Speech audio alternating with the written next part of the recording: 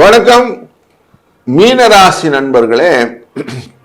ராசியின் 4ஆம் இடத்திலே வக்கரம் பெற்றிருந்த புதன் பகவான் வக்கர நிவர்த்தி ஆகிறார்.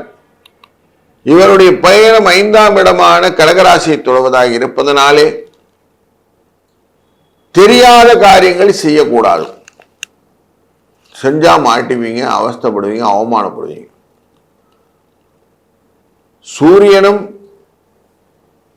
குருவும் சேர்ந்து இந்த 5ஆம் இடத்திலே அமர்ந்திருக்கிறார்கள். இந்த 5ஆம் இடம் அப்படிங்கிறது சூரியன் அமர்ந்து இருக்கிறதுனால உடல் ஆரோக்கிய குறைபாடுகள் உண்டாகும். குழந்தைகள் வழியிலே சில குறைபாடுகளையும் நீங்க எதிர்நோக்கலாம். குரு 5ஆம் இடத்திலே அமர்ந்திருப்பதனாலே லாபங்கள் உண்டு. குழந்தைகளிலே நல்ல முன்னேற்றத்தையும் காணலாம். ஆரோக்கியம் குறைபடும், ஆனால் சரியாயிடும் அப்படிங்கிறத இந்த குரு இண்டிகேட் பண்றார்.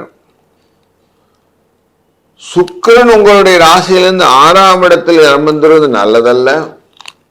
மனதிலே தேவையில்லாத குழப்பங்களையும் கவலைகளையும் கொடுப்பார். 6ஆம் இடத்திலே கேது அமர்ந்திருக்கிறதுனாலே பண பலங்களை கொடுக்கக்கூடிய சூழ்நிலைகளும் இருக்கிறது.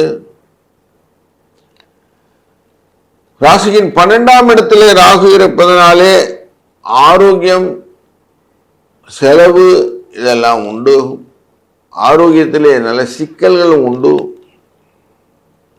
செவ்வாய் அமர்ந்திருக்கக்கூடியதானது உங்க ராசியிலிருந்து 3ஆம் இடத்திலே அமர்ந்திருக்கிறார்.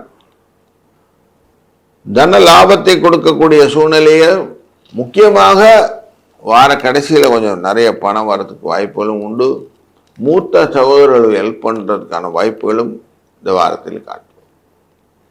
சனி பகவான் வக்கரகதியிலே உங்க ராசியிலே வரப்போகிறார். 26ஆம் தேதியிலிருந்து தன் நிலைப்பாடை தவிர்த்து கொள்வதனாலே அவருடைய பார்வை 12ஆம் இடத்திலே செல்வதனாலே செலவு அதிகரிக்கும். கொஞ்சம் ஜாக்கிரதையாக இருக்கணும்.